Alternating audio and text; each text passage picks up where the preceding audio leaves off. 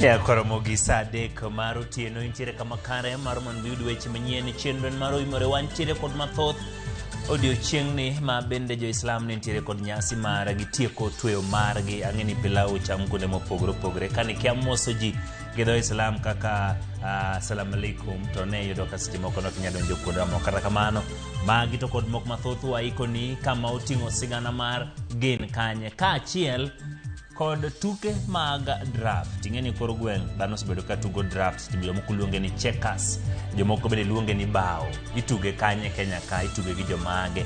To kaponi ni ng'at manigi lony mar tuge inyalo riwri kod ginadi mar mondo mi idhi nyime kod talanta nikech mano bende en kit tugo. Magi to kod mamoko mathoth. Arwakni machiegni magi weche mamiyo pek. Today is a day that we must celebrate, but we must celebrate with a lot of caution. Uganda jo Islam pacho ka oriwore gi piny mangima e hingo nyasi mar Eid ul Fitr. Jomochung' ni migao mar joma wacho weche mamono wadwa neno ni kochare kawuono uchak tero jogi e kot e kwa bang'eyo ni utiyo tiju. Riwruok kanise Pentekoste owuok tung' mosuo kod jotelo magiwacho ni odich tomore ayany to jopiny hinyore. Nashangaa wimbo wala wanasemanga ati wasingishi ni basket ya chakula. Iliandaje sasa basket na una mbolea? So naambia serikali si wako na chief watuletee mpaka reserve. Ureo maro kaki wago nok mar mbolea manego gi ogonyore kinde ma obila ombia chije ma uso mbolea mabandia.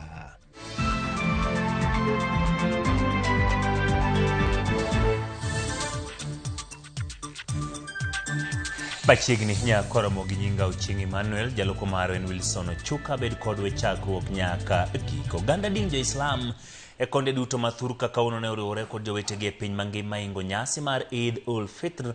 Jatend din kod josiasa mane ochopo nyasi go tiyo kod thuolo no e kwedo siasa madirayany kind jatend piny kod kweth maketo piny wacho tesre kage wacho ni mago gin weche manyalo kelo thuwe pacho kaka jofwambo marwa Joyce Odur lero kwayo bende ochwalne piny owacho mondo keto kenge makedo gi midhiero mag pio ula e kindegi makoth chwe.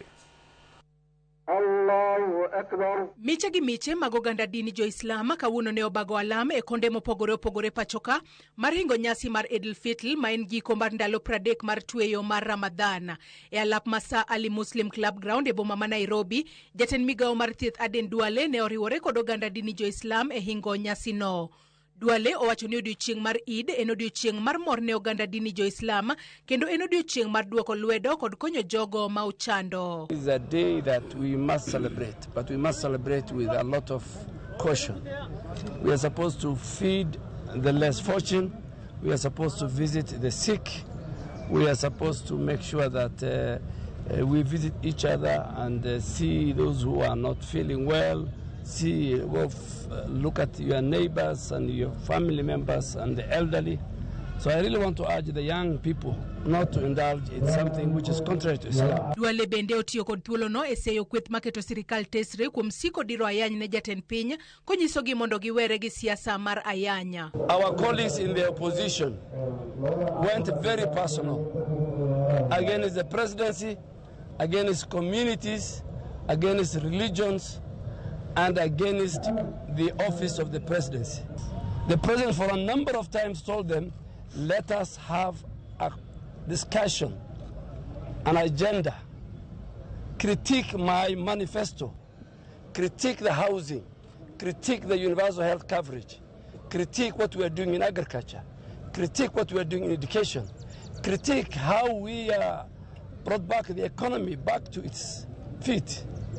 But they went for name calling of the president. They have given the president so many names. E boma ma Kisumu, oganda jo Islam ne obago alam maduong' e skul sekondar ma highway e apaya ma Kisumu Kakamega. E alam no, oganda jo Islam ne okwa mondo obed kod kwe gi hera ne jowetegi kendo gibed jogo machiwore ne joma ok onyalo. Bende ne gikwayo kwe ne piny Kenya kendo nyiso josiasa ma pachoka mondo oduok liet mar siasa piny. Ok onego bed ni ji wito weche maricho richo nikech nyithindo nitie madongo matindo madongo mako winjo ni ng'ama kamae ntiere ng'ama okonego wach gimoro aina no. Ntie weche moko monego beni wuok kuom ng'ama rawera to konego beni wuok kuom ng'ama ng'ongo kaka jatelo maduong' kata mana ng'ata moyier e kom moro amora mar elective post gi. Koro wach mar ayany go wakwedo kendo wakwedo gi okang' mang'ongo kabisa. Oganda jo Islam e kaunti ma Migori Bende ne oriwore kod jowetegi e hingo nyasi mar Idil Fitl, nyasi mane obagi e muskiti mar Masjid Salam e kar chung od bura Masuna West, kama ne gikwayo piny owacho mondo oketo kenge mag kedo kod midhiero mar pi oula e kaunti ma Migori kod piny Kenya mangima. Ujumbe wetu kwa serikali ni kwamba waeke misingi thabiti. Usisubiri janga lije ndio urekebishe. Unaona? Rekebisha kwanza. Watu sema ziba ufa kabla ya kujenga nini? Ukuta. E kaunti ma Homa Bay, oganda dini Jo-Islam okwayo jodak mondo onyakwe motelo ne yiero mar 2027 ka bende gikwero josiasa mondo owere gi siasa mar siayo oganda. Omiya kwayo jokinya duto, Homa Bay county te, molo samo ji dhie elections ni. Nikech election mood ji nitiere throughout. Ka uyiena to watemuru wa avoid hooliganism kendo wa embrace kwe wadonje kanisa gi muskiti mondo okwenye saye mondo ritwa. E kaunti ma Narok, Gavana ma Narok Patrick Ole Ntutu kod MCA ma Narok Town Douglas Masikonte ne oriwore kod oganda din Jo-Islam e muskiti mar Nul Al Islamic Center e hingo nyasi mar Idil Fitl. Ne gitiyo kod thuolono e nyiso josiasa malimo gwengego mondo were gi siasa marathuwe manyalo kelo pogruok e kind Jo-Kenya. Hii Narok County tuko na jamii mbalimbali. Jamii zote zinaishi hapa katika kaunti yetu. Na ukikuja kusema maneno ambayo inaweza kasirisha jamii fulani, unaweza kuleta shida, na hatungetaka kuona watu wetu wakigawanyika. Joyce Oduor, Ramogi TV. Jatend piny Kenya William Ruto duoko jomosebedo kase kuma duoke marayany kinde kod kweth mobalo kod piny owacho kawacho ne josiasa mobalo kod piny owacho mare emane ochako yanye. Ruto okoyie kod weche moko ni weche manyocho nyiso kweth mobalo kod piny owacho mare duoko piny rang'iny apisi mare kaka jatend piny kowacho ni ne usumo gimana rieko e bedo gi del maber. Ka jafwambo marwa Chris Owino leronwa Ruto nyiso kweth mobalo kod piny owacho ni odhi rakore kodgi kaka sadi. Dalo machuok bang' kwang'e chuodho makwar mar ayany kod kweth mobalo kod sirikal mare, jatend piny William Ruto owuok oko kendo wacho ni mano podi. Ka oloso e nyasi mar dhialo Eid Fitr mar Jo-Islam e kar jot matin mar jatend piny e boma ma Kisumu, Ruto wacho ni josiasa mobalo kod sirikal mare ema osebedo ka tome ayany kuom thuolo mar higni 2 mokalo, omiyo ne okawo thuolo mar duokogi. Unajua wale wamenitukana mwaka 2 mfululizo. Juzi nimewajibu siku moja, na hata siku wajibu niliwaambia tu tabia yenu si mzuri, kaeni namna hii, wacheni wizi ya kuibia mayatima na wajane. Nimewaambia wakuwe na nidhamu, chakula wapunguze, wasikule sana.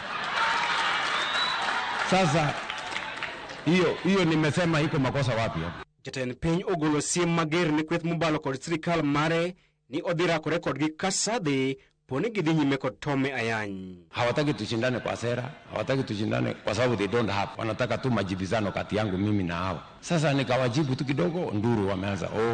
Kwani kuambia mtu enda kwa gym na upunguze chakula ni body shaming? Si walikuwa wanasema mimi nimekonda. So I was explaining to them how to reduce weight. Na bado nimesema 1% of my time nitatumia kudeal na hawa watu. E komachielo, Ruto ne opako chenro mar gero gach reru manyasani kata SGR mawuok Kisumu kochomo Malaba, ka chenro madhi tudo Kisumu kod pinje 7 mag Afrika kendo yawo dhoot mag dongruok e kaunti no kod alwora mare. Kesho vile mumesikia, kesho tunaanzisha rasmi reli ya kutoka hapa kuungana na Naivasha na kutoka hapa kwenda Malaba. Rais Museveni atakuwa hapa kesho kwa sababu na yeye anasema ikifika Malaba anataka asukume kutoka Malaba iende Kampala na iende mpaka DRC. Kopogore kod gach reru mar SGR, Ruto bende osingo mar gero paw tuke manyien manyasani e kaunti ma Kisumu kochopo e giko higani e nengo mar $950 kaachiel kod ting'o malo osuptal ma Kisumu Level 6 Hospital. Josiasa ma Kaluo mane oyuoro e nyasino osingo ne jatend piny ni onge ng'at madhi golo duond bura mar ODM e sirikal mar Manywanda kendo gidhi sire lwedo e yiero maduong' mabiro. You cannot go to Singapore when you don't have power. And we are sitting down here with power. How can I leave power to go and look for shareholders? Wewe umetupatia agizo kama mawaziri wako ya kwamba wakati tunatekeleza mambo ya maendeleo tuyatekeleze bila mapendeleo wala ubaguzi wowote. To enjoy Kisumu, to see what wonderful city we are building in Kisumu with the support of the national government of Kenya. A city that is welcoming to all of us. Please stay longer. If so, if you like, stay here. Don't go away. Chris Owino, Ramogi TV. Oganda jo Islamic County ma Mombasa kawuono ne jobaga lam mar Idul Fitr kuonde mopogore opogore mariango giko Ramadhan ma ndalo 30 matweyo. E nyasi mar lam no oganda jo Islam ne ojiw mondo mi omed mana nyayo kwe kod nyiso hera ka johand jamni ne oywak kaluwore kod ohala ma gikunne ni piny. Joja okomiyo ler. En alap ma umo kulthum e od bura mamvita Mombasa kuma oganda jo Islam ne joywore mar bagalam mar Idul Fitr manyiso giko mar ndalo 30 mag tweyo. Kai ote manochwal gi moko kuom jogo mane oyworo ne en wach nyayo kwe kind oganda to kod nyiso hera kod chiwo to chutho ne jogo maonge kod nyalo. Tunafundishwa na hadithi tukiambiwa ukiweza kufunga mwezi mzima wa Ramadhani na uweze kufunga na 6 ni kama ambao umefunga mwaka mzima. So inshallah Mwenyezi Mungu atujalie tuweze kufunga na 6. Na la msingi ni kwamba tunataka kuona muungano baina viongozi wote ili tuweze kuona maendeleo katika nchi hii. Hatutaki siasa za mgawanyiko, hatutaki siasa za ukabila, hatutaki siasa za dini. Our trajectory is about the unity of the people. Watu wakae kitu kimoja, mambo yetu yafanywe, maendeleo yaje, tuisabike katika taifa.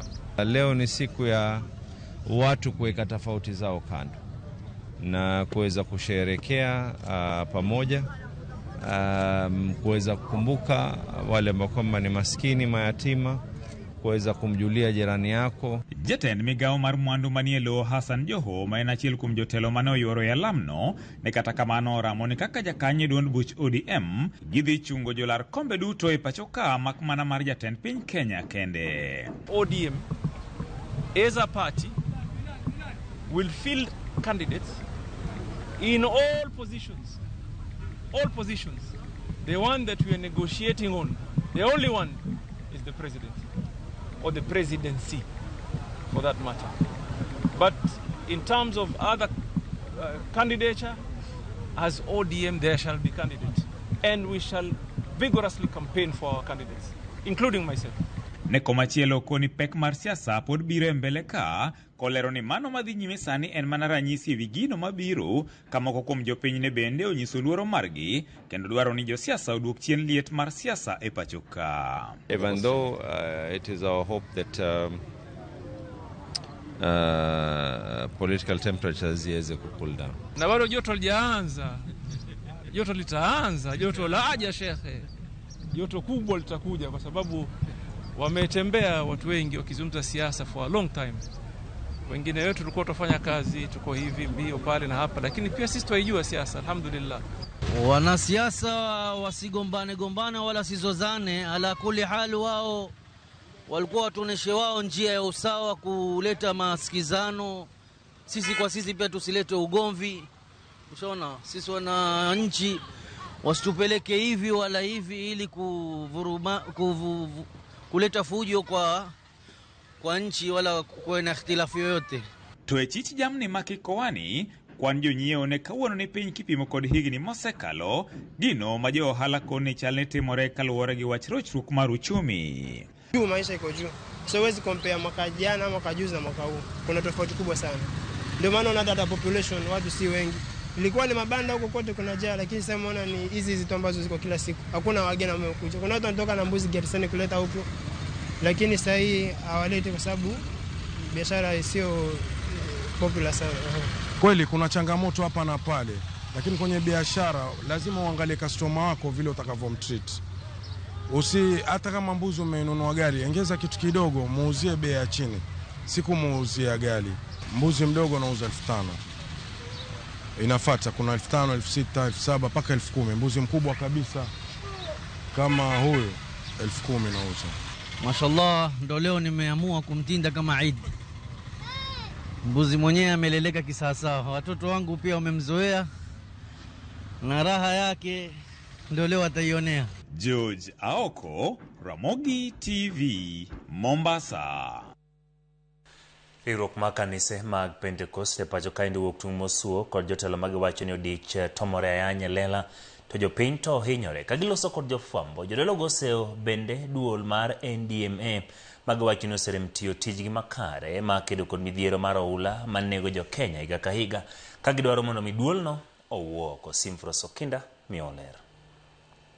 Paro mopogore medo nyuolore wi ywaruok e kind jotelo e sirkal kod kweth mapingo piny owacho gimosemiyo ayenje dhuolore koni kod kocha e lela. Riwruok mar kanise Pentekoste okwedo jotelo kuom tomore ayanya e lela gima giwacho ni kelo wich kuot kod achaya ahinya ne kom mamalo mogik e pacho ka mar jatend piny. To josiasa gogo gi bende nyocha neno ka gimako nyithindo moko ka kondiko gik moko e mbui kata koket mana sanduku mar ng'ato to go pich ng'ato to mano koro mano en na gimoro marach kabisa. Imako ng'ato ma ng'ato tho nyaka e jela to kara ng'amo yenya dharani gi wang' matek e nyim oganda.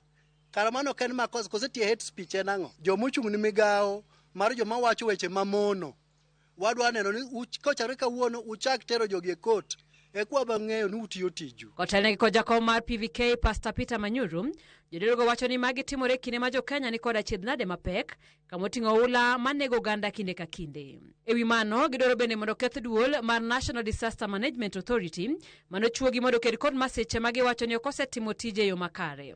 Disaster Committee man ga Kenya ka kara tije en mane? Okapar ni ka dhano nyalo tho higa ka higa tiko dhano to waduogo wan mora mora to wakao Kenya ngima dhano wakao mayot sana. Omiyo wawacho ni management committee mar disaster no mondo oriemb joge tich. Ka pes disaster ni ara Kenya ka wabed ni onge pes disaster. To kapo nitiere location mar disaster mar joma chandre kata joma yudo shida Kenya ka wadwa neno ka pesa no tiyo ka konyo joma osewito gikgi, joma wito ngimagi gi joma wito hendni maggi. Kamano bende ginyiso sirkal mondo dhi nyime gi moko ute ma ogere wang' pi nyaka mago mayudore kuonde ma joma onyalo odakie. Wadwa ni chik mar Kenya mondo tini jogi duto te. Omiyo wadwa neno ni imuko ute mag tache modak Leleshwa, jomogede riparian land kamora mora e Kenya. E kwa bonge ni sirkal kara en serious e tich motiyo. Simfros Okinda, Ramogi TV. Maukum johala kod jolupo e dho wath ma usengo nyiso geno margi ni gedo ma dho wath ma yiedhi kod meli biro go e kanyo biro yawo chiro ma usenge e yore ohala kendo kelo yot e yore wuoth mag dhano kod mwandu mawuok kendo donjo e pacho ka. Kaka jafwambo marwa e kaunti ma Siaya Steve Biko lero magi biro e kinde ma jatend piny Kenya William Ruto igeno ni biro yawo ayanga gedo mar dho wath ma usenge tich ariyo mar juma manyien. Kuom kinde malach wuoth mar dhano kod monde nam lolwe osebedo sigo mapek ne jogo matiyo gi dho wath ma usenge, gino machuno gi matiyo gi yiedhi matindo ma giwacho ni yuto mare nok. Mae osemiyo gibedo kod leg mar yudo dho wath ma yiedhi madito kod meli nyalo gowe. Midhiero maduong' mosebetgo e yor transport kuondegi en mar wuoth, nikech ng'eny vessels mwatiyogo ok gin ma up to standard. But kakoro wadhi bet gi paya, wadhi bet gi vessels manyasani ma ochope standard midwaro gi maritime authorities, man gi equipments mabeyo, man gi jolony bende matiegi mabeyo, mabro miyo accidents matimrega bro dok chien. Biro mare ni moro wa mate kabisa nikech wan kod geno kaka jolupo ma Siaya ni lokruok dhi bedo e gedo mare modwa kelonwa ka mar port ni en gima wasegeno gi higni mang'eny. Kata kamano jopiny go koro nyalo buonjo bang' piny owacho chaka yanga gedo mar dho wath ma usenge gino mibiro sidh ayanga gi jatend piny William Ruto tich ariyo mar juma manyien, kendo biro bero yore mag wuoth kod ohala. Ni onge equipment manyalo handle gik mabiro gi mawuok, chuno ni jogi tiyo gi either Busia, Malava gi the other sides mag South Nyanza, that is Migori gi Homa Bay. So kapo to kelka to obro bet gi capacity mar handle gik madonjo gi mawuok e yo makare, to mano be bro miyo gi yawo customs mondo koro oti effectively ka clear kendo forward goods. Gima bro konyowago en kaka biashara bro dhi, population mag dhano bro medore mar mondo mi ng'ato yud hakine.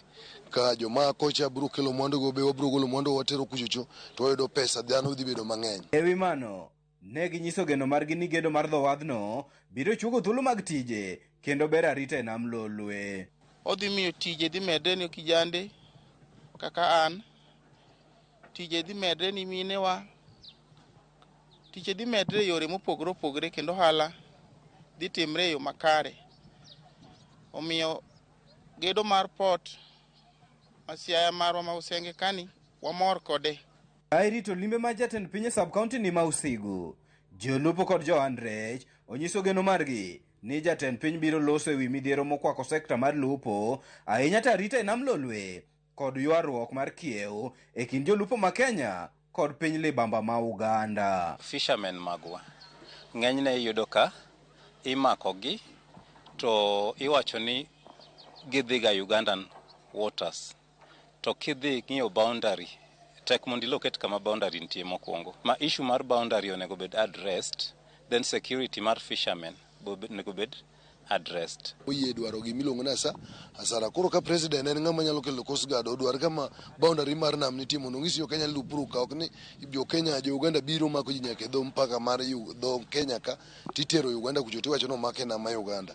Koro dwar ka kokelo guard marito nam, jo nam bende yud haki gi nikech biashara mar omena no gi kata rech no en gima konyo ji. Steve Biko, Ramogi TV, Siaya.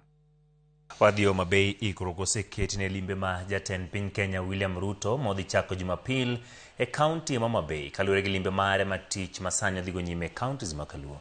Jatend piny biro yuoro e nyasi mar alam mag dinde mopogore opogore chieng' Jumapil ni biro bag e skul sekondar mag Goro Sare kar chieng' od bura ma Kasipul.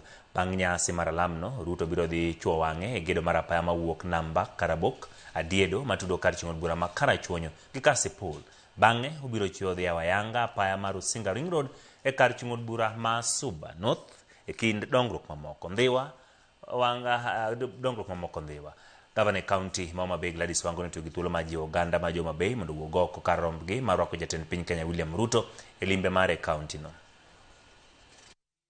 E county wa ma Homa Bay kae igni adegi nus ma president osebede kom biro ne Homa Bay Jumapil bro bedo mar 15 mosebiro e Homa Bay kae to kobi nono biro ka biro obiro gi gimoro kata wang' ni mobiro ni wang'eyo ni nitie gik mobro wenwa. This visit means a lot to the people of Kasipul. It shows the president's commitment to engaging with his people. The people of Kasipul, the people of Homa Bay. En gima jothuru ong'eyo ni ker osenyiso maonge kiawa mosenenore nyaka wang'o gendini moko noherowa kaka jo Homa Bay. Gik mosetimonwa beyo kobiro mondo limwa mondo walem to an kaka jakom mar dinde kod lemo duto arwako ji duto nikech ang'eyo ni Homa Bay ka onge ng'ama ok lem. Nyikwara mogi wachokre kase Agoro Sare High School on 22nd Sunday saa chiele wang'e mondo wanyis Dr. William Samoei Ruto, His Excellency, beloved President, ni wahere. I want to assure the President that we love you. We have seen what you have done in our county. You have transformed our county headquarters. The projects that are currently going on in our Homa Bay County is something that us as the church, we really support. Nyakwara mogi wakao yuewa mokwonge chendo maro imore kikidhi mabor.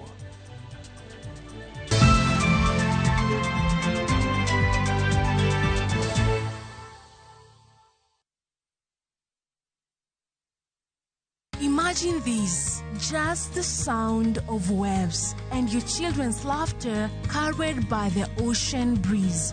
Diani is for you. Tiny footprints on warm white sand, moments that remind you what truly matters. Family. From 47,600 Kenyan shillings per person sharing for 3 nights, or for those who imagine discovery, then come experience Mombasa. Shared plates of Swahili cuisine, vibrant coastal life from 39,000 Kenyan shillings per person sharing for 3 nights. This Easter, don't just travel. Choose the story you want to tell. Book now with View Travel.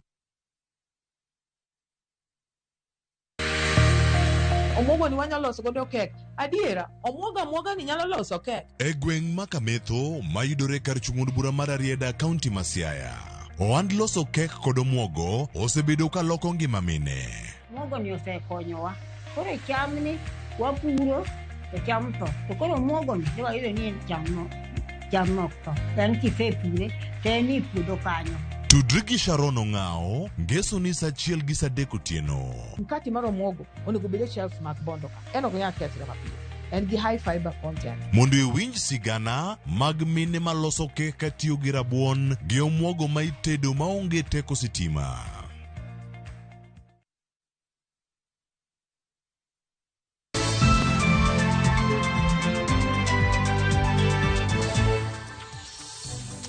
Erokamano kuom medo keto Ramogi TV chenro en maro imore kawadhi nyime gwenge ma Kisumu kuom higni mathoth. Jodak ma Chemelil, gweng' ma Holo e kaunti ma Kisumu osedak gi achiedh nade miwuoro mokele kod nok mar pi mane ochuno jodak go ahinya to joma mine mondo mi otwe safar mabor ka gimbanyo pi ma ginyalo tiyogo. Kata kamano riwruok miluongo ni Financing Local Led Climate Action Floka oduoko gero ne jogweng'go ma Holo bang' kunyo pi maler ma kisima mimiyo gi godo teko migoyo gi teko ma chieng'. Ripora marwa Caroline Atieno miwaler. Holo waromo gi Mary Okong'o Nyabande, miyoni osedak e gweng'ni kuom thuolo maromo higni 49. Kuom higni gi duto, nok mar pi noketo ngimagi kama rach miwuoro. Kwadonjo ka to pi ne onge mwatigo. Koro nwaomo pi koni nitie aora moro koni mane waome pi. Kwaseome to koro wachwake e kwa mudhi maber. To joma ne mudhi amudha to nokwinj maber nikech maki pindu ne mako jomoko nikech en pi ma malo mok ng'ino oting'o ang'o mobirogo. Pi en gino mochuno ahinya e ngima dhano, ma yande chuno mine to kod joma nyiri mathoth wuotho kuom seche mathoth ka gimanyo pi, kama bende ne giromie gi masira mopogore opogore. Ne kiwuok en wuoth mar seche 3 kata 4 e kichopo kuma pi nitie, tikelo pi mbuguru achiel kendo nyaka kiny ok inyal dok ndalo 2. Chon kata ka ng'ato nobiro kwayi pi ok ninyal miye pi momodho nikech ni omo pi mabor ti ome pi matin ma in iwuon idwa ni ti kodo nyaka kiny. Wan ne waome to watiyo atiya kode, wamodho kode, wamodhe, watedo kodo. Yanene gin kod tuoche mag ich mang'eny ahinya, wasebedo gi chandruok mang'eny kabisa. Koro samoro bilang'o ne chandowa kono wan joma mine. Tinyalo yudo ka ndalo moter gi nyange koro gichung' kocha ti ng'ama dhako nyaka iluor. Koro nomiya na luor, koro kaka aom pi otama. Koro samoro kaseluor koni tadhi kendo aora moro ni koni to kukoro ne bor kodwa. Kata kamano, jodagi noyudo fuongruok mathoth kuom dweche 4 sani gisebedo ka gitiyo gi pi maler ma yando kunye gweng'no gi chenro masiro oganda miluongo ni Financing Locally Led Climate Action kata Floka. An kod kwe nikech anyalo oro kata nyakwara moro matin to omona gi mbugru takonyorago. To kucho kaka nyathi matin nyalo omona pi. Aneno lokruok nikech koro an gi pi machiegni. Sana mano dalana kama pi nitiere na. Ma yande obiro tok sirikan kaunti ma Kisumu keto winjruok makare gi chenro no mar Floka kotudore gi jogweng' ma Holo ma yando chiwo ywagi ne sirkal. Kano kel pika actually okonyo kabisa. Kata wanga jo machon sani ginyalo access pi easily. Wasepuonjo ji in this community ber mar pigini. Wangiso ni magirigi. So gibet ka ngini magirigi oginya interfere godo. Teno wasepuonjo mo ngini magirigi nyaka rita ng'owa gire moher. Koro mondo mi ng'ato gima interfere kod pigni bedo matek kabisa. Jogi ne orilaiga on River Nyando. To mondo ni yud pi mar River Nyando, giwuotho kilometers mabor, to ne gi inyore. Mon ne inyore ahinya. Gikadho niang', to ka gisekadho niang', to koro gin exposed to a lot of danger. Koro mago gik masani koro ok timre kanoselos Holo Water Project. Holo Kai bende, jodagi orwako chenro mar pi makamae magimiyo luor ahinya, tok winjruok makare, giyudo pi nigi nengo moyweyo. An sani aonge tiendlo manyalo wuothogo ang'ol, to ayudo pi yo mokwe. Nikech anyalo oro ng'ato, to dhi kelo na pi. Mbugura adek siling 10 kende. Makata ka aonge kod pesa to ng'ato nyalo miya. Wan kod konyruok maduong', wakonyre kod pi waluoko, jambwa bende nwang'o pi mamodho. Kendo pigni en pi maber, pi mochiedhi. Maonge tuoche mang'eny. Sani tuoche dok chien. To sani waluokre sasa. Man bende narwako kendo ne morna ka pi nikelo ka. Nikech pi osechandowa kuom higni mang'eny. Jogweng' ma Holo koro dak e alwora maler motimo ralum. Picha mako Mary Okong'o e orundu ne, mopidhe alot kendo keto e tim olonegi pi maler pile ka pile. Mae en pi moloko ngima jodak gi masani yudo pi maler e yo mayot. Nowadays, they keep gibiro kao pi kama chiegni, or give the school in time. Koro even each money mako mayu moko nyereka sani tinde reduce. Samo can also collect pi modugi modikata school was a very big problem. Then it was also insecure down there, being that that's the border. Koro samone ninti cases magi security down there mondo collect pi mobinya kar. Carolina Tieno, Ramogi TV, Holo, Kisumu County. Jopur mawuok e moko kuom counties mag Homa Okak ywago nok mar mbolea kindeni magikore machako chuoyo kata keto cham e lo.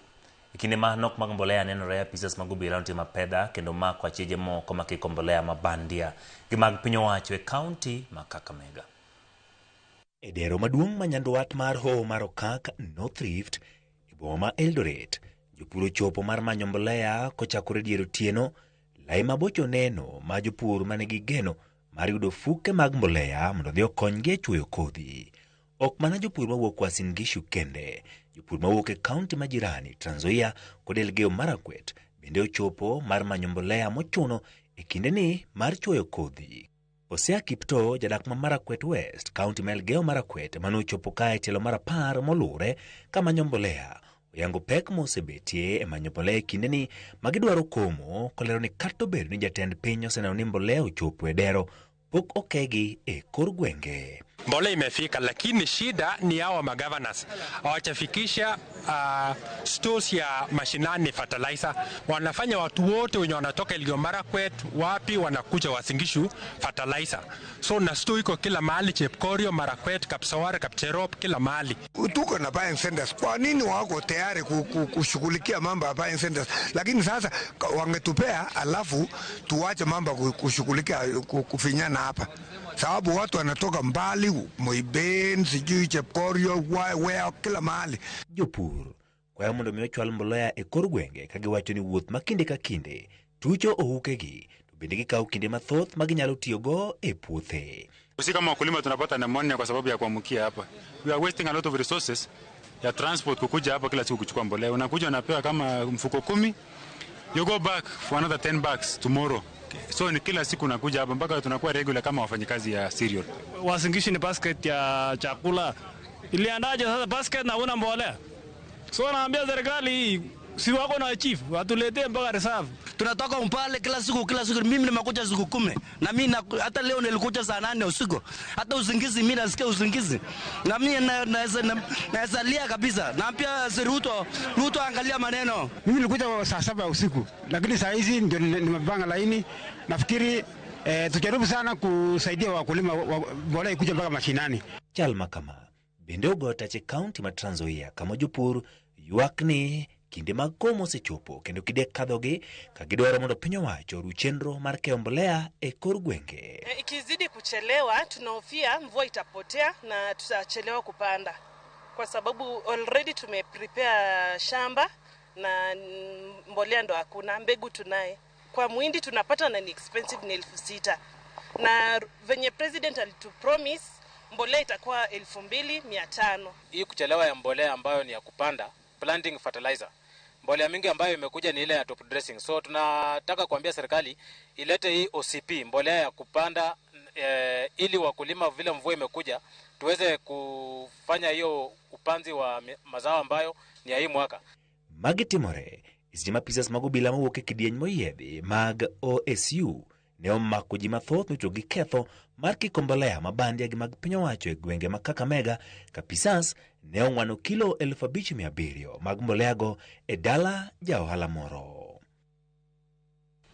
Koro magwadonje kidieny mopogore kochakre sani en kidieny mar yudo mbaka ka achiel kod sigana inchini Tich Abich.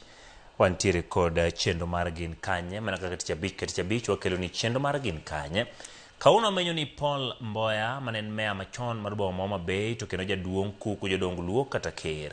Paul ne otiyo kod tend jorochere bang'e bedo jadolo e kinde donjo mar Adwen Genja. Paul yangore kaka jal mane ochuogo kendo chano boma Homa Bay kochiwo chirni ma Nyanza. Jata chenro ni Walter Nyambaga miyo sigande bang' bedo kod familia mare tielo mar ariyo.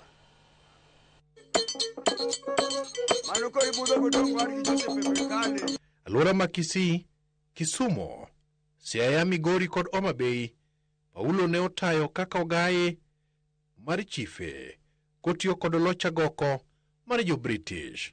Thoth ji ong'e Paul Mboya kaka chief, mane ma ging'eyo. Ok ging'eye kaka japuonj, kaka an ordained pastor, kaka civil servant.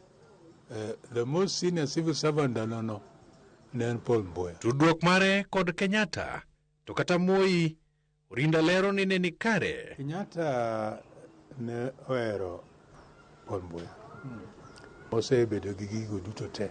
Kuko transition, kuko donje Luo Union East Africa, mobedo ker for some time. In fact, kane the Luo Union etende mane en mana chako riat. Ji ok ong'e wachno. Kane go arambe ne riat mokwongo. Moluongo ji ogo arambe kabisa. Kenyatta nogolo contribution. Nyaka Oginga Odinga of course golo contribution. En custodian mar culture maluo. Jondiko luo kitgi gi timbegi. Buk makata nyaka sane is an authoritative book. Ondiko buge mamoko bende ji pok osomo. Moko pok obedo published. Tie moro ni ya sirikand luo mano book. Machielo richo kelo chira gi tho mono book. Gin buge monego kaka familia onego wagol gi oko mondo ji osomgi. Paulo ne jakedo ne ratich oganda kendo ne omiyo okelo ne dar mar oganda luo kendo gero district Homa Bay kowuok Kisii. Bang'e no koro koneno ka koro Uhuru chiegni biro to nodhi onyiso jo British ni Uhuru mabiro ne ok daher mondo joluo odong' e town achiel ma Kisii gi jo Kisii gibiro gore. Koro miyauru thuolo mondo wayaw district headquarters manyien. British nomiyo thuolo no. Koro in the 50s gichako manyo kamigere district manyien. Koro ne giallocate ne pesa, koro chako manyo kamigede. Koro obiro Kindu kanyo. Jodongo nogo otamore nikech ne giparo ni town biro ketho ne gi nyithindo. Koro bang'e no odhi Homa Bay to yudo chief Samuel Odoyo. Ema gigawi Darubin Gotasego kanyo. Koro Odoyo noyie ne. Koro gima gichako gero, en machako gero district from scratch. Homa Bay is a first planned district. You know me that story. So Homa Bay pogo district mar South Nyanza. Homa Bay gi Kisii opoge 1961. December 31 and 61. Emo poge district. Paulo Mboya nochiwo chirni maonge madonjo e chieng'no mar ngeso ni ne mar ne en jadwen mangita gi del. Chirni ma South Nyanza. Paul Mboya mogero most of them. Kotiyo gi jo British. King'iyo South Nyanza gi Migori, Homa Bay gi Migori sane. Kata mana Kisii. Ibiro ni chirni ma Kisii kata ma South Nyanza kata ma Homa Bay kata ma Migori. No keto gi chieng' chiro ne weekday. Onge chieng' chiro moro mane nitie ndalo chieng' Sabato nikech en pasa mar Adwen. Sama en no designate market days. To market day moro mane mar Sabato ne onge. Iyudo ka Yugis en Tuesday gi Friday. Kidhi Oriang' en Thursday. Kidhi Kosele en Monday. So ne obedo kamano, en mane ogero gigo. Koro bang'e koro sechako tich motiyo Kisii maber ahinya. Kata Kisii bende ogere markets go te. Kendo diere no, kotiyo kaka secretary to the council, noero education ahinya. Kendo en mano chako District Education Board, DEB.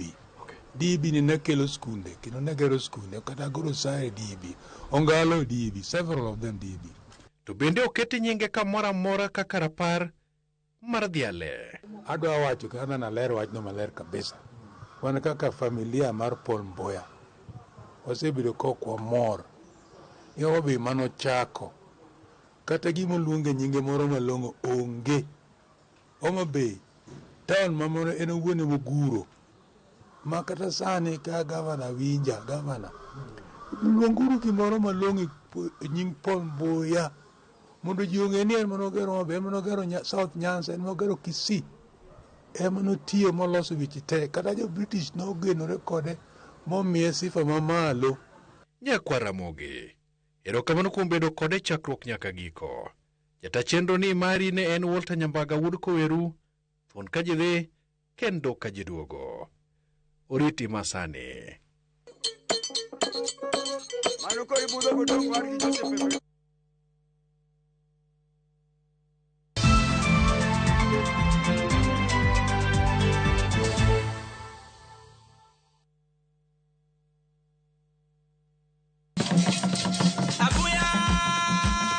Kibra shines in black and gold. Get ready for the Nubian Cultural Festival, Kibra Fest, happening at Kibera Primary School. Enjoy a full day of culture, music, food and community. And it's free entry. With electrifying performances by Risandro Mayo, Aliyah and Brady. Then, as the evening sets in, the legendary Les Wanyika take the stage for a grand musical finale. Tickets for the evening show available now on View Tickets or dial *487*30#. Celebrate culture, community, great music. Kibra Fest, April 4th. Don't miss it.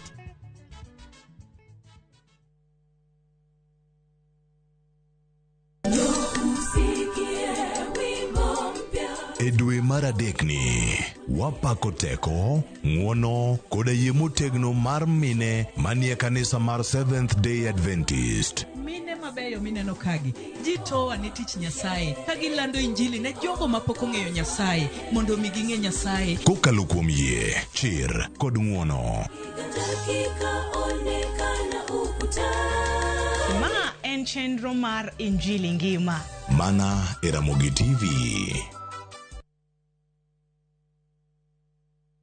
Naye Mungu alituokoa kutoka kwa nguvu za giza, akatuhamisha na kutuingiza katika ufalme wa mwana wake mpendwa, ambaye katika yeye tuna ukombozi, yani msamaha wa dhambi. Amina. Dial *811*414# to get msamaha wa dhambi as your skiza tune.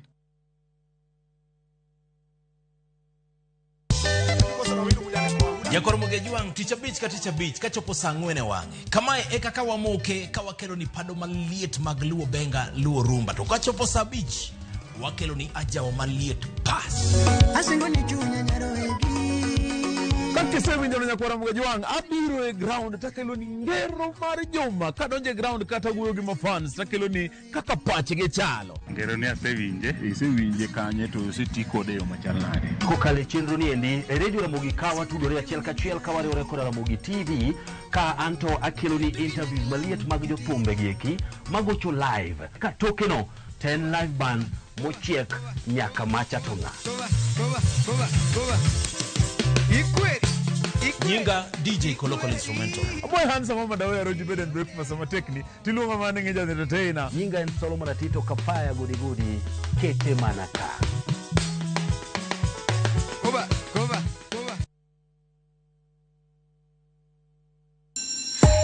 You wanna feel the vibe. Ngeso ka ngeso, wakelo ni gik mamit makelo mor.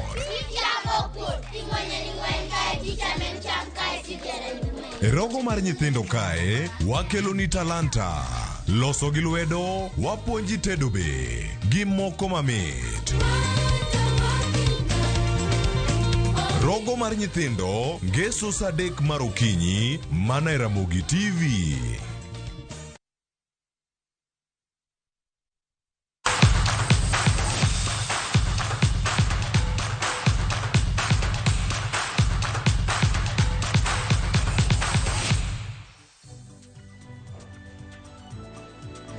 Ekor giro kamano kuom medo kete Ramogi TV kaka pile chieng' tich abich. Toka waseyudo sigana mar gin kanye wan gi thuolo mag ombaka kutenore kod weche mag tuke mopogore opogore mituge pacho kaendi, mituge pinje maoko, kendo bedo kod jogo ma gin jolony kaachiel gi jotugo ka wago mbaka ka warwako giko dira, nikech giko dira en giko dira mantiere kod tuke mathoth mituge peyo mopogore opogore, adhula, wantiere kod jogo matugo golf, wan gi jok matugo tuke mag goko rugby, wan gi joma tugo volleyball, wan gi jok bende tugo kuom tuke ma ok wasebedo ka waneno ahinya e wang' jowi. Kata kamano mae thuolo mar mondo mi wang'egi, wago kodgi mbaka kendo waneno tuke go itugo nadi. Ang'eni kor gweng' ka kor gweng', kata mana e center, kata mana seche moko e school, ne ji jagoro gimoro ewi desk kanyo ae to buko blue black waste space kama to iluonge ni draft. Mane ka joluo luonge ni draft. To bende seche moko idhi e kor gweng' kanyo iro ka e center nitie kama jodongo betie goye gidhire kanyo giluonge ni draft, kata mana rowere. En tugo ma entie chakre chon. Kata kamano e pacho kaendi pok omiel ahinya, kata kamano adwa ni kauni ng'e ni nitiere tuke mag draft e Kenya kaendi ma bende opuodhi, ma bende nitiere kod riwruok mare matae, kendo itugo nyaka rang'iny mar pinje maoko ma jotugo mowuok e Kenya ka osedhi ma otugo ne piny Kenya oyudo midila kendo loyo e kidieny madongo e pinje madongo mantiere e piny mangima. Kauna nitiere kod jakom mar iluongo ni Kenya Drafts Association kaachiel kod jatugo ma bende oseting'o bendera ma Kenya kendo loyo. Ng'e ng'ama loyo en ng'ama iluongo ni piny ka kong'ise ni koro ji dhi tugo draft to komako to jomoko ringo ae mesa.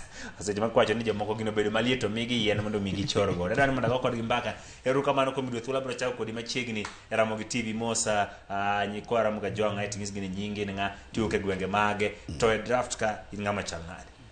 Erokamano. Nyinga en Bernard Owino. Pinyulo ni Imbo nitie Siaya County, sub county ma Usigu, gweng' waluongo ni Magu.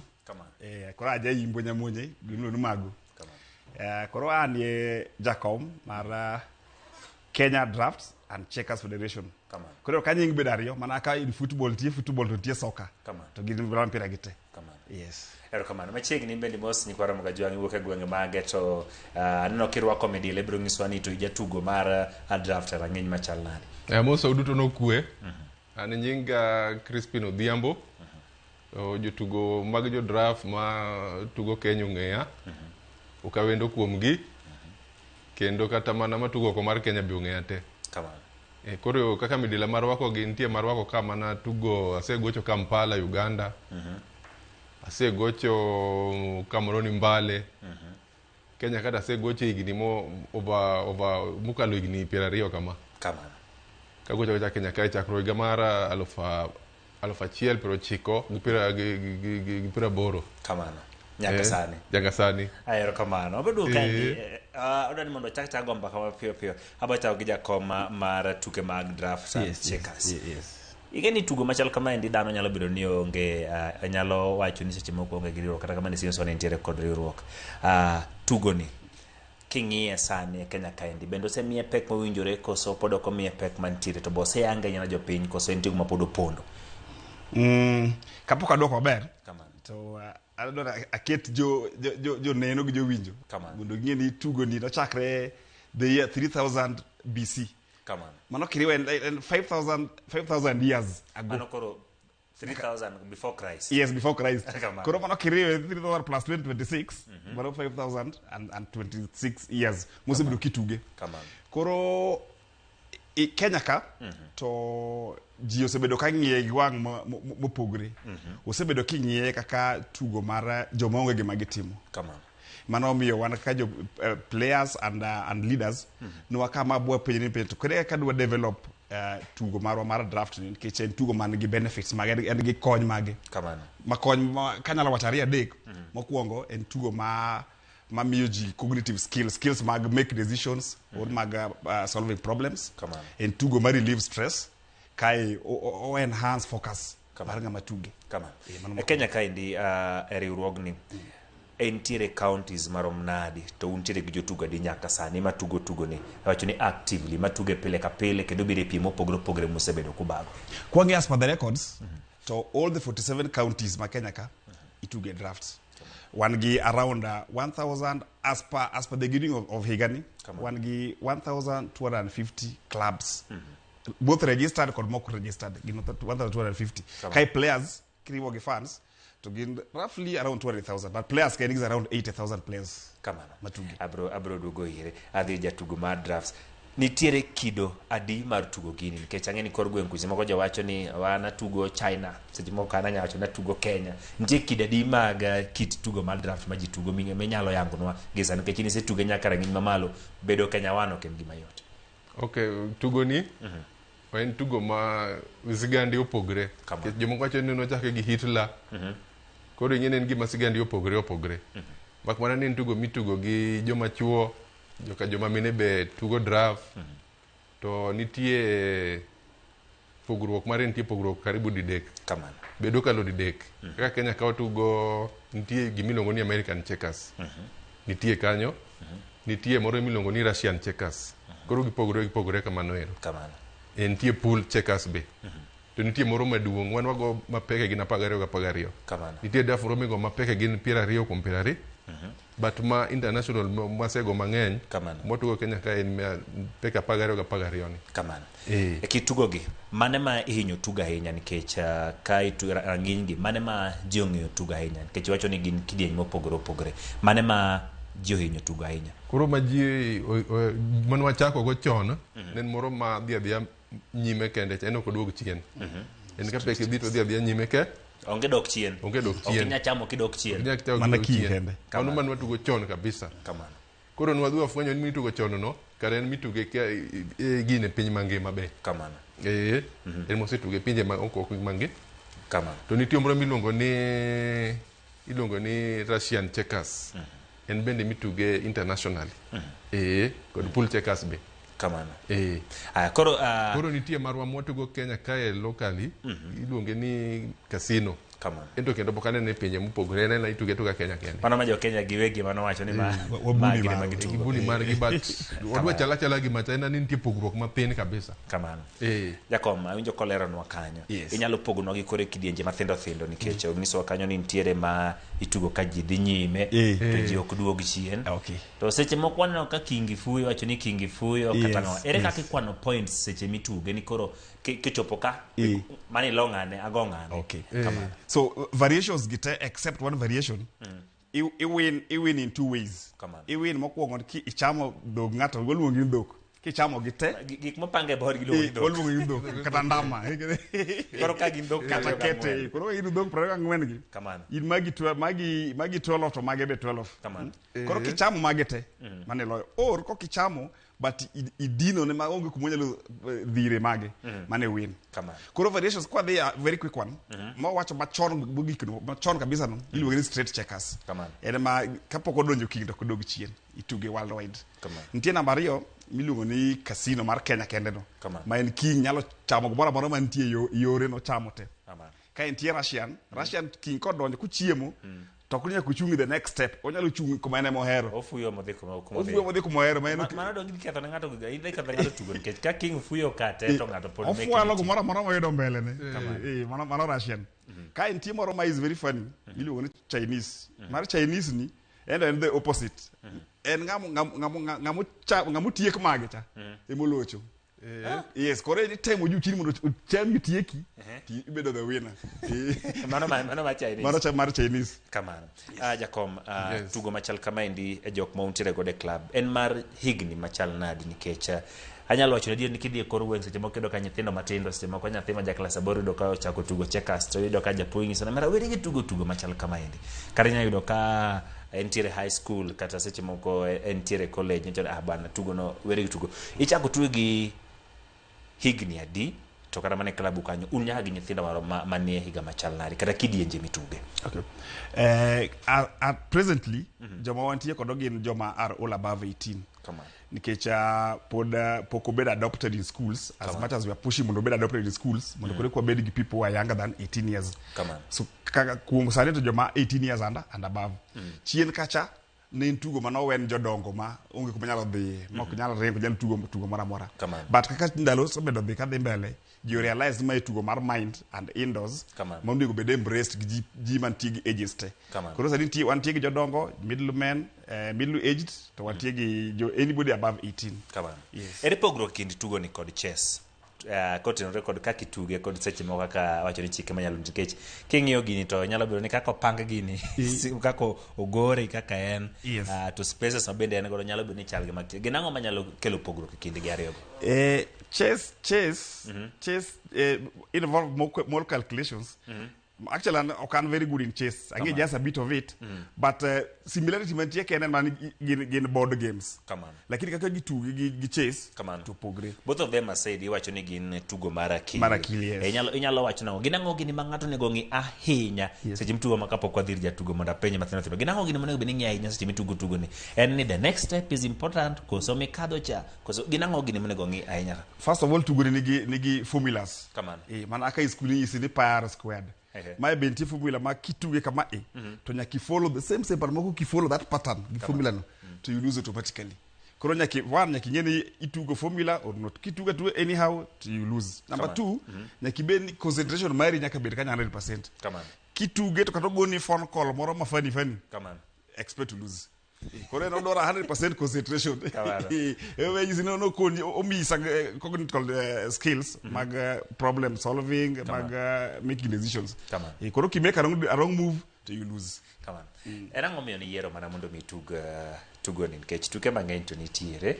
To enang'o miyo ni yiero ni ma monegi tugi to gin moko kuom tuke mage piem mage misedhie mosebedo nikech ng'at mosedhi tugo nyaka pinje maoko gin challenges mage mantiere seche ma ji tuge kokalo kuom jatugo koro kiloso ng'at ma tuge kendo jakom bende tuge to in bende tuge kendo in masani iwacho ni imako kondo no ka jal madhire mami iwacho ga jal madhire mamiyo jomoko kede mondo dhiri go dipenjo no sebedo maliet koso poko bedo maliet inyalo miyo sigana matin. Well, gima timre gi tugo ni nochaka kaka mana leisure. Aja gir mor mar tuga kamano. To wamedo tuge mos kamano. Koro dhimo mi tuge tiro mo gi jotugo mopogore. Koro gima timre kod en ni gima timre gi tugo ni kiseng'eyo standard mar jatugo ni oromo kama inyago ni game king'eni standard ne rom kama king'eni beto ng'eyo imedo kendo kiwango gima timre gi game. Koro gima nomiyo ahero game ni en gima miyo koro inyalo ng'eri gi ji areas mopogore be kech koro kaka nang'era mana nikech game ni koro bang'e no to odhi obedo kendo gimoro ma international wamedo kendo ng'ere zaidi inyang'isa moko kuom nikech bang'e no to kendo ne onge gik machalo nitie gik wadhi wafom gik machalo groups gi inyalo wuoyo kata online gi WhatsApp gi inyalo wuoyo kata ng'at manioko pinje moko gi kamano gini tugo ni kichako tugo ng'ato inyalo ng'eni digo ng'ato kosedhiro nyadidi nikech ang'eni jatugo wacho ni nitiere formula ng'eni formula kapo na mule ma atugo acho na tugo move mokwongo in kaka jatugo mane gi lony inyalo ng'eni ng'ani to kodhiro ma to game ni rumo bentie gima chal kamano nikech opira bende nitie gi formula ni wagoye kapo ni jogo nindo koni to gol dhi wuok kacha ma bende nyalo wacho ni seche mochak tuge ipange ming'e maber ng'ani king'iyo ng'ato kodhiro ting'eni manga madhi loyo kata manga manyalo inyang'io lwet ng'ato to ng'eni madhi bedo tugo ni bentie gima kamano ero nitie standard mar ng'ato ng'eni nitie standards mopogore yani level ma ng'ato chope ing'eni bwana ni kata kagocho ni kacha to dhi go makosa ing'eni kisego makosa koro ng'ama olonyi tugo ng'eni go makosa to koro ng'enge kama utieki go kanyo ero but kuro nitie ng'ama be kogocho go to ng'eni kagocho kacha to bwana cha dhi then move no koro kanyo igocho safe kamano koro nitie gik moko standards mag jotugo ok gin level achiel. Ntiere wach mama winjo kane kor gweng ni ng'ato oksiyuo go boot sijui ng'ato sijui odhiro peke sijui mara inyalo ng'iso mago gidango terms moko ma ji tiyoga godo tugo ni jakom. Yes. Mokwongo board kaka intie ni gin ga gi numbers. Koro ma is 1 2 3 4 5 6 7 8 9 10 11 12. Koro ng'ato ng'ani katugo kigolo ma 11 kituge kata mano is 15. Koro ka kigolo 11 to kigo kama ne 11 15 kamano kitugo kata ma 11 16 koro jomo ose tuge maber ong'eyo the numbers mo ng'an ki onego be ni tugo from 11 to 16 but you tugo 11 to 15 you have lost. Koro gimi bato no boot no ma en ga gir wich kuot sana ko go i boot it means ni in magigi ochamo ko dhi githoga gin wasumbni te githoga gin wasumbni ma deno oginyuola gimoro koro ikelo kama mitne nitiere iwacho ni en kwano ng'ato nyalo golo 11 to the 16 indi ka jatugo gi pachi matini seche mituge ineno numbers kuome kanyo namba ma ng'ato golo gi namba king'eye ibo ge the numbers bono se make mistake to ng'ama ket ge dhire chal ng'ama mi choices mag abcd waket c lakini ng'ama dhira meno kien ma udhiro wrong move or udhiro right move kamano tugo machal kama endi ka wang'eyo kaka ituge gin moko kuom piem mage mosebage Kenya kaendi ma jotugo osepiemie kaka jakom ma osetimore gima sie moko chano timore ma ji nyalo donje mondo mi tugo nikech an ga dier tugo machal kama en tugo mituge kor gwenge mathoth kara mane gwengwa kuma kirido ka jomoko bete tie yen kamoro ne ng'ane dhir auta me dhiro ami yen agol sijui ng'ane osego kabut gin moko mtuke mage ma osetuge Kenya kaendi to gima bende simo kuchano tugo higani e tugo machal kama lero kamano koro kalenda marwa mar Kenya Checkers and Draft Federation wan gi 4 main national events kwa international. Koro dwe mar ariyo obedo ga gi Kenya Open mar casino variation mwatuge Nairobi. Kae dwe mar ang'wen obedo Kisumu Open ma this year obedo from 5th and 6th obedo ga 2 days. Kae dwe mar aboro obedo gi Mombasa Open then Nairobi Open mar ordinary street checkers koro tieko in December. Koro so far this year no been was to casino in February but no postponed because of ABCD. Koro watere to mid of April. Koro April the bedo gi tournament. The bedo gi Kisumu Open for ordinary game. Kae gi Kenya Open Nairobi mar casino. Yes. Kaka jatugo. Gini nyalo kawi dakika di mapiyo titieko ng'ato kata onya yware nyaka marom nadi nikech ang'eni seche moko nyalo bedo ma ng'ato dhiro to ute ng'ato nindo owacho ni king'iero no ninde pache moro riti mondo make mistake dakika di manyalo bede mapiyo migoye ng'ato mawacho ni bana ng'ane lawo godho ga mondo wuogi dakika di mise tugo mosedhi mabor ahinya ma tugo bedo maliet makoro utwere nitie tugo seche mitugo game nitie miluongo ni stopwatch ubedo gi stopwatch kanyo ero koro isetonu dakika koro ki make move tidio stopwatch ngeje ni kipara ahinya ma dakika ni orumo mano bendi lose koro dware ni iparo piyo be kamano koro gisego move to idio sanicha kamano koro ekine mitugo inyalo ketni kata ni tugo achiel rumo gi nus sa 30 minutes koro nus sa ni ngeche ni ka itugo ipara ahinya ma gini ni orumo to ngani lose gi sa kamano koro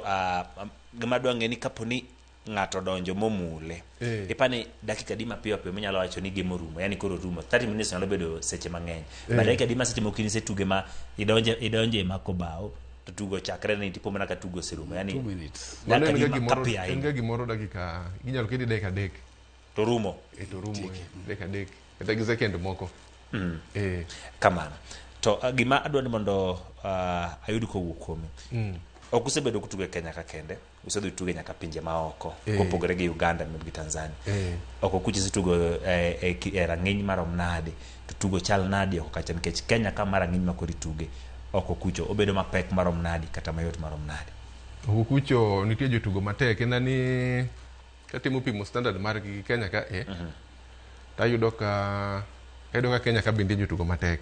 Katimo we standard margi. Ena ni jo Kenya ka tu ng'eny jok dhiga otugo oko. Ok dhi tugo oko.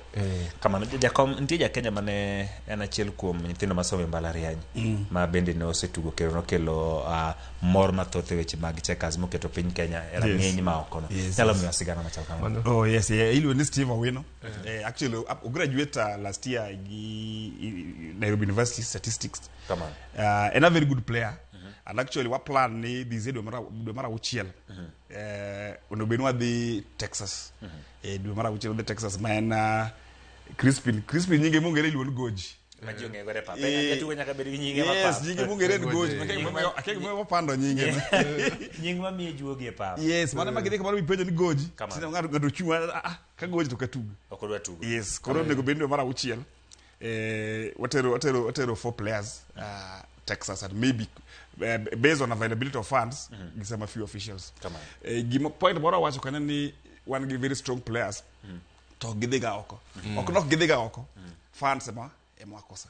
Because as it is federation podonge and on voluntary basis one bit players the 80,000 players kila ngato gol 100 kata probit was not go ourselves out. Come on. Yes. To akingio akitugo ni kakise wache. Be ntiere kod future Kenyan space ni kecha. Tugo ka jitugo. Idoro gani to bo nyalo biro chero ngato kamoro, be nyalo kelo ngato seche moko yuto to bende en gima katwacho ni kodwa no introduce into schools. Kechwana ka seche moko ka jitugo tuke machal kamagi, jamoko dhi ogoe kama machal kama medals ka corona ntiere kod medals. Future ne chal nadi e pacho kaende.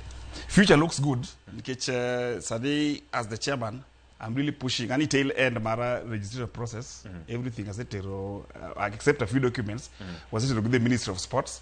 Once ni wa register but the government or recognize then the future will even be much brighter. But even as it is samawa jitu kode ga oko ogiduo ganono ogiduo ganono asana no tugo mara East Africa nikech aparo ni higa mokadho kane nitiere Nairobi Opens indi jotugo mawuok Tanzania mawuok Uganda jotugo mawuok Rwanda sidi tugo kamagi e bago Kenya nitiere ng'eny machal nadi nikech ang'eni ich kuongo chako kuongo pimre gi East Africa kwase East Africa odonjo Central Africa aito wadhi oko. Okay. Koro kidhi wa med piny moro na Zambia. Happened in 2023 ne wadhi Zambia. Very small boy there. Ni Willie. And among the best in the world. No the Russia no goji kabisa. But kwa Zambia side to Uganda and Tanzania like Rwanda goji is way above them. Kuro bet ga number 1 man kuro bet ga number 1 kai in between here maybe the second person in number beach kucha kuro kuro kendo mean score odok piny en gima na wacho ni kanyo matimara diere kor gwenge ni seche moko local administrations okoyie mondo gik makamagi otugi ka giyudo ka jituga gitudo tugo ni gi weche mag gopunda gambling neno wacho ni hayudo ka tindo mokana no katugo draft to maembe kacha kada gitugo draft kama gituge pulja draft to konego tugi nyalo wacho ne gengo weche mag tugo machal kama koro mane par modor mondo walok nikech mana ka wacha ni wan gi jima inyalo kutabere no kijaduong lakini disabled mo kinyala ringo up and down but tugo ni nyalo tuge anywhere kata ben koth chwe kata chieng. Koro wadwaro walok mindset mar ji ni gingi draft kaka tugo mar idlers kata joma go punda. No en tugo mar mind game just like chess mono ben wa develop young talents makata go chi moro ko weyo to the game grows tugo pod dhi mana mbele. Koro walok pachwa I remember kata anka when I was young wonwa ne nyalo forgive anything lakini koido kitugo draft to mano case ma okunyal forgive case mara para nyalo ngul lakini mara draft to kuno nyalo nguno ni but koroki as time goes by jio cha embrace kidi South Africa Zambia NT school actually kwa na line gi CBC maji chako learn from the word go to it's really paying well atene na chel kum gik mondo benjo CB sane kao mar mondo mi otugi nitiro moko dwa paro kama is one way mabo improve paro margi thinkability banka sochi machal kama ngeni ji mang'eny gi jok maneno Ramogi TV kendo giluwo kaka tugo ni e kor wenge mopogore ng'ato simo kanyalo koro yudo gi kanye nikech an gadier ni nitie joma tugo gini mathoth kata e udi kendo gin gi lony kabisa mar tugo to ging'eyo ni gini nitiere piem mare to ging'eyo ni ginyalo koro adwa ni inone gin kaponi Mombasa ibo tuge kama chal kama en kanye ginyalo biro neno joma nyalo join nyalo donjo kaponi nitiere ka ginyalo register online gichopo nango ka gidhi Kisumu seche moko Siaya joma ng'eny nitiere bondo gidhi bana bi wadhir osekel gi oseketo ng'ano sedhiro ng'ano seweyo ng'ano seweyo weyo o ging'eyo ni nyalo kelo piem to nyalo bedo gima inyalo gol ka sudo kode pinje maoko kendo kel midila ne piny Kenya nikech king'i adier kata mar Olympics jitugo drafts kendo tugo ma anoga simo ko jitugo ma dhano koro makre ng'ire ang'ia kata inter county games mitugo Kenya kar kae Kikosa games draft is one of them koro nyalo sugene iyudo gi by the Kikosa games ginyalo chopo nango mondo mi oriwre ochak tugo ni mondo mi pek mowinjore bendo chopo weche ma koro gi register kendo koro federation bedo mana motegno manigi chenro mage calendar ne te deoli ang'eni sani sawacho calendars mantie mokwongo wan gi kaka wasawacho no wantie gi federation we are just about to tieko registration joma Nairobi Nairobi ka nitie gi over 30 clubs but anyalo mention maybe 3 major ones. No problem. Yes, kidhi Soweto bedo tie clubs ariyo Soweto Emirates gi Soweto Friends, kidhi Maringo bedo Munich giluonge na Arena, kidhi Kibera nitie club, Mlolongo nitie club, Ngong nitie club.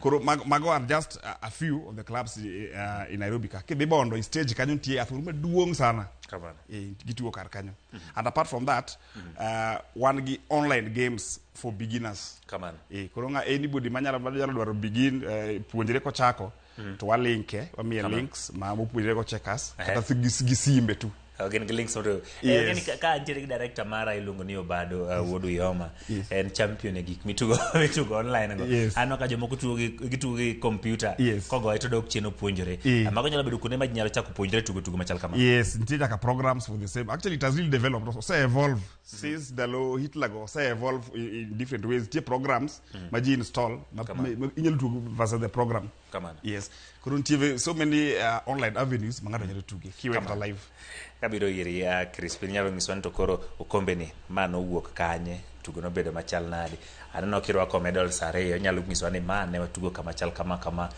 to no bedo machal kama ka watieko kaka mae kajako go kombe mae mane wan yo gine Vidor Texas last year kamano higa mokalo wan kocha wago tugo ni mana doge gi midila no kiwacho ni Texas en Texas ni en Kenya ka mano gine mano ka Trump wacho okay koro mago kombe manilo US ne en mar number din kisema wacho ni World Checkers Festival mana bedo champ kamano namba chiel wan gi world champion koro di bet piny gi wazunge idhiro to gidhiro mano Texas e piny watigo kocha 11 days kono kodi dhiro to mzungu dhiro jomoko dhiro mi no pinye mopogore jomoko wa South Africa jomoko wa Barbados kamano pinye mopogore to kache mane gi host wa kanyo and then ndala par kod achiel udhiro mana gini e board kama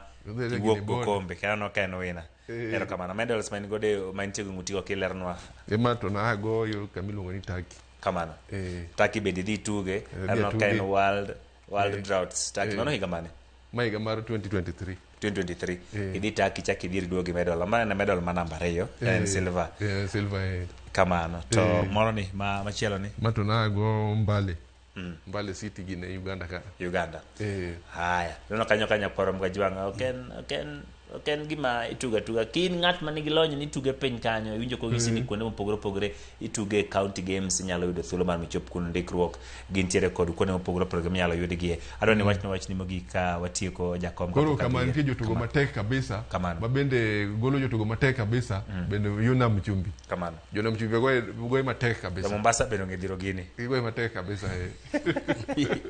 kama jakom wach ni mogi ka watieko gimanyalo chumugi anyalo mokwongo apar ne kendo ni apart from those two countries we mention Europe mara Turkey gi US ne ntie be Germany Korbach be no win ne ntie Italy mabe apart very few Kenyans mose moso pop but no ne gidi bagino de pop kapokoto was around 2023 2024 smago be na dia koro an katieko number 1 an na gi weche 2 or 3 number 1 dakwa nikwa Ramogi te ni wangiuru draft kaka tugo kama na kingi football cha e kaka wangi bende draft ben gi emotions samo minga to boot je ma yoga nyaka di chuma dugo yako mi boot koro wa change the perception draft and tugo mar idlers and ana as sport like any other number 2 pod one shot of fans koro kan tie well wishers out there manyalo konyo mondo wa take as many players as possible nikech jomo anytime kidhi kaka kidhi US kaka no the US bo win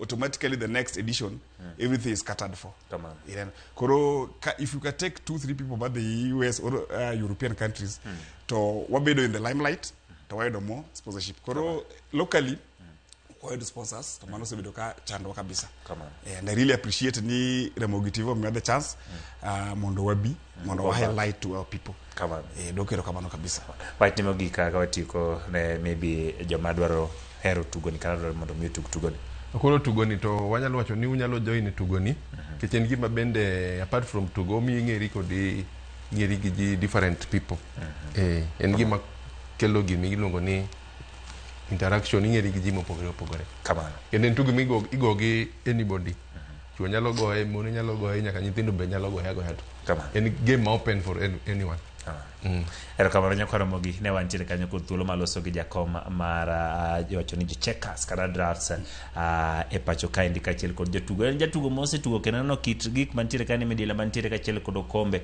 en tugo mane koro wayaw ne dhot kendo warwaki mondo mituge kod ji mopogore wanjo ka ni nyalo tuge kamoro amora ma intiere ok en tugo ponda en tugo makare mabende nyalo bedo kod yuto mare ka wadhi nyime en ni jagolf mar Kenya Dismas Ndiza kachiel gi Celestine Nsanzuwera mawuok e piny mar Rwanda oketi listi ma jotugo mabiro yore tuke mag Sunshine Tour kama gibiro yore gi Kenya machielo Njoroge Kibugu jotugo adek go emano bedo gi duoko makare tielo mokwongo mag tuke go Ndiza gi Nsanzuwera notieko thuolo mar ariyo gi adek kaluwore e tielo mag pinje Afrika ma ugwe kanyakla ka jotugo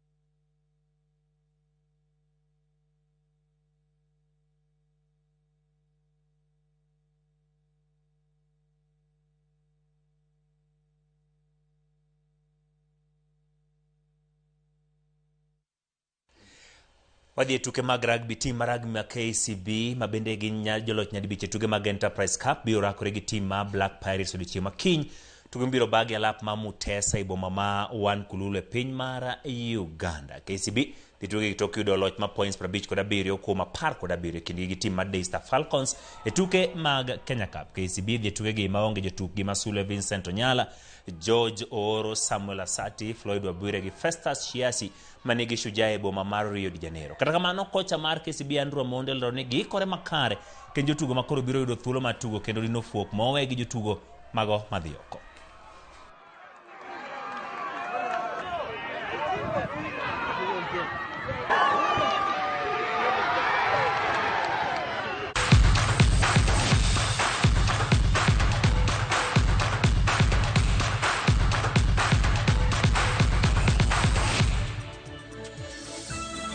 Ekwa Ramogi kamano kuom kete Ramogi TV ne wantiere kod mathoth mwaikoni odiochieng' ma kawuono ntiere jogo ma orona ote ma opogore kanda mana soma achiel kata ariyo erokamano Shem kuom orona Shem otho ng'isa kanyo ni Ochieng' Emmanuel anenie yo makare gima owachona kaendi en motenore kod weche mag telo ka wantiere wacho ni Aluo News kenda mor telo ok cham to ichamo gima obiro godo wasiruru ker mondo mi wamed yudo dongruok to wacho ni Governor Gladys Wanga Ruto niko biro mabei wacha mane nitiere level 4 mandiru kod rangwero ndo gin gik monego beni loso ginote mopogore nyakwara mondo bendo orunwa kaendi thuolo mar somo gi ok tamo ayudi kata kamano kiny pod wantiere kod chenro mar pau tuke saa 8 ma odiochieng' tudi kod mondo miwago mbaka motenore kod tuke go ero mano emokelowa e giko nyinga Ochieng' Emmanuel jaloko marwa ne en Wilson Ochuka ubed gi otieno mokwe wabiro gi weche mag Ramogi.